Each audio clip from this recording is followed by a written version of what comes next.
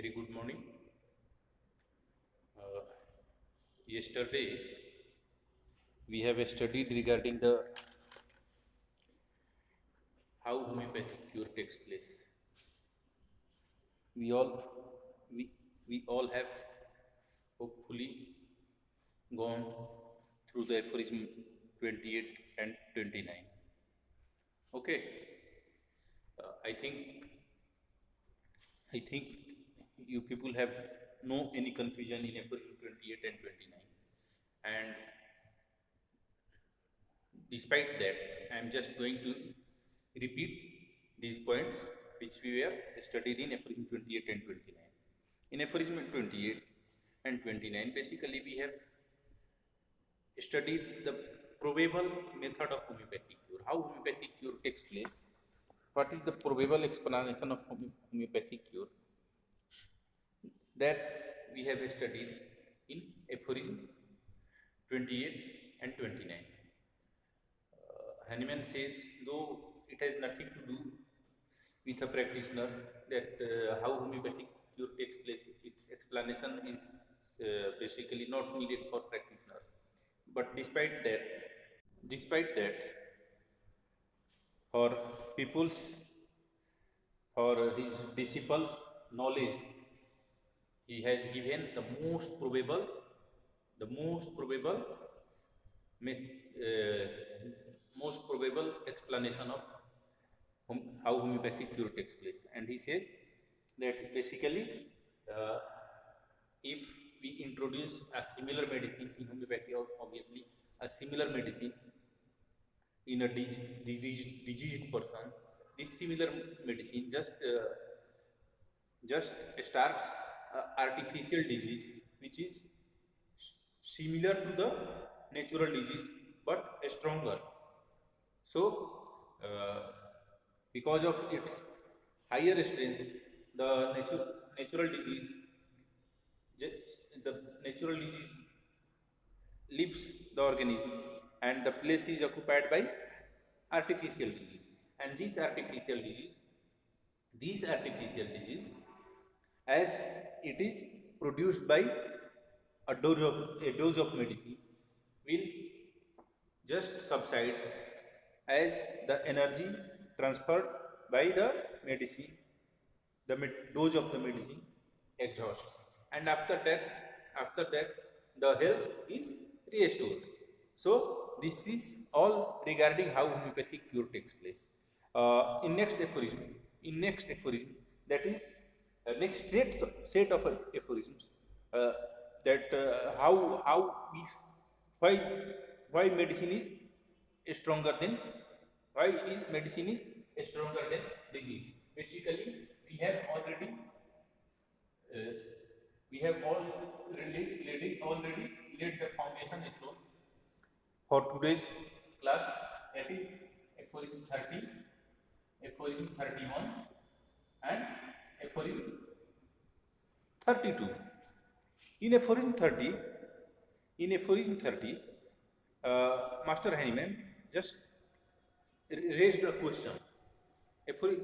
The statement of aphorism 30 is, the human body appears to admit of being much more powerfully affected in itself by medicines, partly because we have regulations of the dose in our own power, then by natural morbid stimuli. For natural disease to be cured, for, for natural diseases are cured and overcome by suitable medicines. There was a footnote here added, and it was basically extension of footnote of 29. Okay, in this footnote, the translator, in this footnote there is a reference to appendix, and if we will go to the reference to the appendix regarding the footnote, then we will see that that the translator just refer that if Hahnemann was able to produce or publish a new edition, then he will have just he will have just modified this how homeopathic cure takes place. Okay, अगर Hahnemann एक नया addition और publish कर पाए रहते तो वो just जो उन्होंने एक्सप्लेनेशन दिया है होम्योपैथिक क्योर का उसको चेंज करने के बारे में सोचते और उसको हो सकता है पॉसिबली चेंज भी करते। ये चीज अपेंडिक्स में लिखा हुआ है, ये जो फुटनोट दिया गया है बेसिकली उसी के फुटनोट के रेफरेंस पे अगर हम लोग अपेंडिक्स में जाते हैं तो वहां दिया हुआ है। ठीक है, यहाँ पे कह रहे हैं बेसिकली एफोरिज्म 30 में, इन aphorism 30 he says that human body is much more strongly affected by medicines. Why? Even in health. Why? Because we have the control of the medicines in our hand. हम लोग मान लीजिए किसी को एक बात बोलते हैं, ठीक है, वो नहीं समझता है और बोलते हैं नहीं समझता है तो उसका नेक्स्ट लेवल हम जा सकते हैं। Means we have the ability to control the dose, but in case of natural disease, the dose is fixed, the potency is fixed, you cannot regulate. That's why even in health we are more susceptible towards the medicines. हम लोग हम लोग Roberts का philosophy पढ़ेंगे या पढ़े हैं तो वहां जाके हम लोग देखेंगे कि क्या बोलते हैं रॉबर्ट्स बोलते हैं कि जब भी हम किसी को कोई एक मेडिसिन देते हैं तो ये क्या करता है, इस वाइटलिटी उस मेडिसिन के अंडर में काम करने का ये नहीं करता है। क्यों? बिकॉज ऑफ ऑर्गेनिक रेसिस्टेंस के चलते ऑर्गेनिज्म जो है ये कोशिश नहीं करता है कि हम उस मेडिसिन के अंदर आए। हम लोग न्यूटन का फर्स्ट लॉ पढ़े हैं, न्यूटन का फर्स्ट लॉ क्या बोलता है, न्यूटन फर्स्ट लॉ बोलता है कि anybody will retain its state of motion और rest until and unless it is disturbed by some unbalanced force. कोई भी पार्टिकल यदि मोशन के स्टेट में है तो मोशन के स्टेट में रहना चाहेगा और रेस्ट के स्टेट में है तो रेस्ट के स्टेट में रहना चाहेगा। कब तक? जब तक कि उसको बाहर से कोई अनबैलेंस फोर्स धक्का नहीं देता है। ठीक है, तो सिमिलरली इस चीज को हम लोग क्या कहते हैं, this is called in physics inertia. Similarly हम लोगों के वाइटलिटी में भी, हम लोगों के वाइटल फोर्स में भी एक क्वालिटी होता है जिसके कारण या ये अगर हमारे ऊपर कोई भी मेडिसिन या कोई भी डिजीज फोर्स काम करता है तो वो उसके अंदर जाने से जस्ट रेसिस्ट करता है, नहीं भाई तेरे साथ में नहीं आऊंगा, लाइक दिस करता है। बट हम कब तक रेसिस्ट करेंगे? हम आप लोगों को पढ़ाना नहीं चाहते हैं, ठीक है, नहीं चाहते हैं। बट जब एकदम आप लोग हमारे पीछे लग जाइएगा कि नहीं सर आपको पढ़ाना ही है, तो हम कब तक रेसिस्ट करेंगे? मीन्स आप डोज बढ़ाते गए, पोटेंसी बढ़ाते गए, एक पॉइंट आएगा जहां कि मेरा रेसिस्टेंस ब्रेक हो जाएगा। करंट इलेक्ट्रिसिटी में हम लोगों को पढ़े हैं, याद है क्या होता था? कोई भी पार्टिकल इंसुलेटर नहीं होता। यदि उसको जो उसका थ्रेशोल्ड वोल्टेज है अगर वो दे दिया जाए तो इंसुलेटर भी कंडक्टर हो जाता है। क्यों? क्योंकि उसका जो थ्रेशोल्ड पोटेंशियल है उसको हमने क्रॉस कर दिया। सिमिलरली हम लोगों के लाइफ फोर्स में, हम लोगों के वाइटल फोर्स में एक ऑर्गेनिक रेसिस्टेंस होता है और ये ऑर्गेनिक रेसिस्टेंस अगर वो नेचुरल डिजीजेज कोई जरूरी नहीं है कि हर टाइम इसको जस्ट ब्रेक डाउन कर दें। But when we are going to produce an artificial disease, जब हम एक आर्टिफिशियल डिजीज प्रोड्यूस करने जा रहे हैं, मींस एक ड्रग प्रोड्यूस करने जा रहे हैं, ठीक है, तो उस केस में हमारे हाथ में डोज है, हमारे हाथ में पोटेंसी है और हमारे हाथ में रिपीटेशन है। सो हम इसको बढ़ाते ये जो ऑर्गेनिक रेसिस्टेंस का पॉइंट है इसके बियॉन्ड जा सकता है। क्योंकि ये सारा कंट्रोल हमारे यहाँ पर है। बट नेचुरल डिजीज में ये चीज नहीं होता है। मान लीजिए जस्ट हम लोग अभी एक पैंडेमिक के दौर से गुजर रहे हैं, ठीक है, तो ये पैंडेमिक कोरोना वायरस के चलते हो रहा है। तो इस कोरोना वायरस का एक एक विरुलेंस है।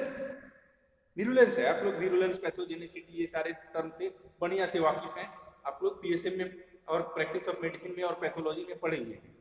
तो इसका जो विरुलेंस, तो उसको तो हम लोग चेंज नहीं कर सकते, वो प्री डिटरमाइंड है। इसके विरुलेंस को, कोरोना वायरस के विरुलेंस को कोई चेंज नहीं कर सकता। अगर एक्सपोजर हो रहा है तो डोज एक बार ही मिलेगा, रिपीटेड डोज, जो भी डोज मिला, लार्ज एक्सपोजर हो, स्मॉल एक्सपोजर हो, जो भी मिला एक बार मिलेगा। बट मेडिसिन के केस में क्या है, मेडिसिन के, हम हेल्दी हैं, उस केस में ये हमको कोरोना वायरस का एक्सपोजर हुआ, और ये एक्सपोजर हमको एक मेडिसिन के एक डोज के रूप में काम किया, मान के चलिए, ठीक है। तो इन्फेक्शन हुआ, सिम्टम्स आए, प्रूविंग में तो यही होता है। मेडिसिन हम देते हैं, एक डोज दिए, 2 डोज दिए, 3 डोज दिए, जब से सिम्टम आना शुरू हो जाता है उसके बाद हम लोग बंद कर देते हैं, यही करते हैं। बट प्रूविंग के दौरान क्या है कि हम लोग डोज को रेगुलेट कर सकते हैं। We can give further doses, बार बार हम डोज दे सकते हैं। बट नेचुरल डिजीज प्लस हम लोग जो पोटेंसी है उसको रेगुलेट कर सकते हैं। मान लीजिए हमने 30 दिया, 30 से नहीं हुआ तो 200 दिया, 200 से नहीं हुआ तो 1 ml दिया, ठीक है।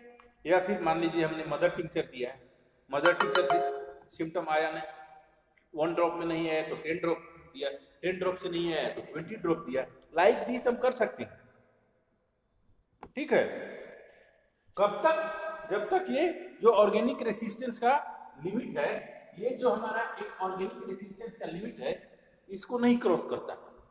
वंस हमारा मेडिसिन ऑर्गेनिक रेसिस्टेंस को क्रॉस कर जाएगा, ऑब्वियसली यहां से हमको सिम्टम्स आने शुरू हो जाएंगे। ये चीज हम लोग सिर्फ मेडिसिन के साथ कर सकते हैं। डिजीज के साथ, नेचुरल डिजीज के साथ ऐसा नहीं हो सकता है। एफोरिज्म 13 में यही बात बोला जा रहा है कि डिजीज जो है वो कंडीशनल होता है। डिजीजेज जो होती हैं वो कंडीशनल होती हैं।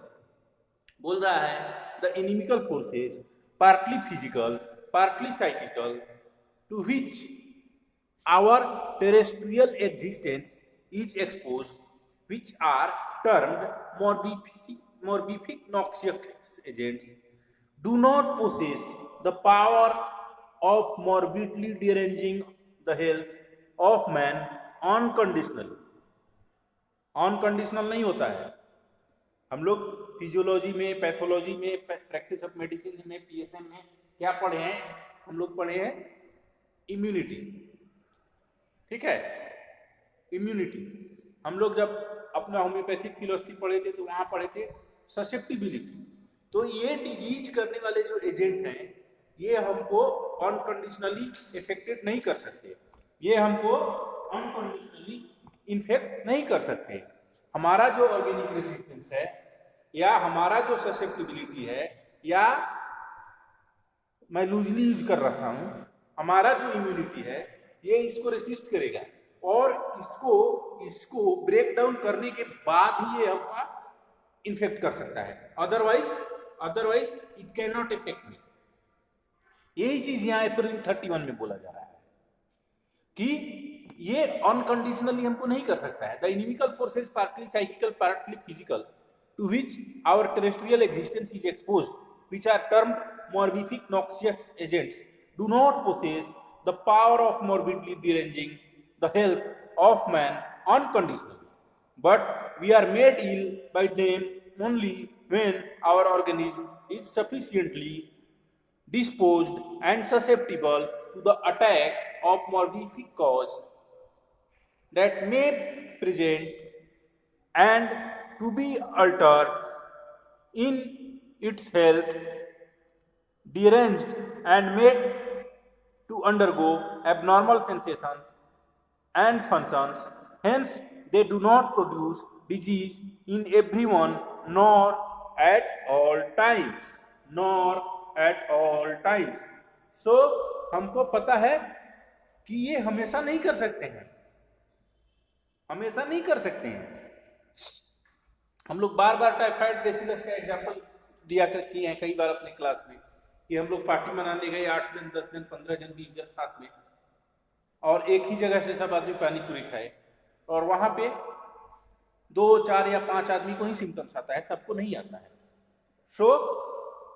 सो इस चीज को एकदम बढ़िया से ख्याल में रखना है कि जिसको सिम्टम्स या डिजीज आ रहा है, ही वाज ससेप्टिबल, उसके ऑर्गेनिक रेसिस्टेंस को ये नेचुरल डिजीज ब्रेक डाउन कर दिया, उसके ओवरकम कर दिया, तब जाके उसको डिजीज हुआ।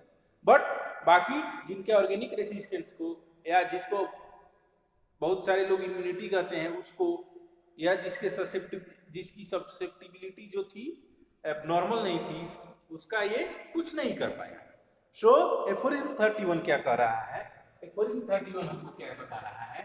एफोरिज्म 31 हमको बता रहा है कि डिजीजेज जो होती हैं, नेचुरल डिजीजेज जो होती हैं, ये कंडीशनल होती है। Natural diseases are conditional. Natural diseases are conditional. Condition क्या है? It may be, it is our immunity, it is our morbid susceptibility, it is our immunity, it is our morbid susceptibility, because of which we may be affected or we may not be affected. morbid susceptibility है तब हमको affect कर पाएगा, otherwise नहीं कर पाएगा। बहुत सारे लोग बहुत सारी डिजीजेज के प्रति एक्सपोज होते हैं। हम लोग क्लिनिक्स में सो मेनी ट्यूबरकुलोसिस पेशेंट्स को देखते हैं, बट हम लोगों को ट्यूबरकुलोसिस नहीं होता है, क्योंकि ट्यूबरकुलोसिस के प्रति हम लोगों को एबनॉर्मल ससेप्टिबिलिटी नहीं है, मॉर्बिड ससेप्टिबिलिटी नहीं है। सो डिजीज कंडीशनल हो गया। बट अगर हम लोग एफोरिज्म 32 में जा रहे हैं, तो जो चीज हम लोगों ने एफोरिज्म 30 में डिस्कस किया कि यहां पे क्या है कि हम लोग डोज को रेगुलेट कर सकते हैं, पोटेंसी को, रिपीटेशन को रेगुलेट कर सकते हैं, जो कि नेचुरल डिजीज के साथ नहीं है। That is why medicine unconditionally act करेगा, but it is quite otherwise with the artificial morbific agents which we term medicines. Every real medicine, namely at all times, under all circumstances, on every living human being, and produces in him its peculiar symptoms, under bracket distinctly perceptible if the dose be large enough so that evidently every living human organism is liable to be affected, and as it were inoculated with medicinal diseases at all times and absolutely unconditionally, which, as before said, is by no means the case with the natural disease. यही चीज मैं आप लोगों को बोल रहा हूं कि नेचुरल डिजीजेज ये जो है नेचुरल डिजीजेज कंडीशनल है। नेचुरल डिजीज कंडीशनल है, बट मेडिसिन जो है चूंकि इसका डोज, पोटेंसी, रिपीटेशन मींस इसका रेगुलेशन हमारे हाथ में है, तो ये अनकंडीशनली एक्ट करता है। ओके, और ये अनकंडीशनली एक्ट करता है, इस चीज को ध्यान में रखना है। सो एफोरिज्म 30, एफोरिज्म 31 एंड एफोरिज्म 32 में हम लोगों ने देखा कि मेडिसिन जो हैं ये डिजीज से, नेचुरल डिजीज से स्ट्रॉन्गर है। ओके, आई थिंक आप लोगों के समझ में आ गया होगा। आप लोग इसको जाके फिर से पढ़िएगा, कल इस चीज को हम लोग फिर रिवाइज करेंगे। Thank you.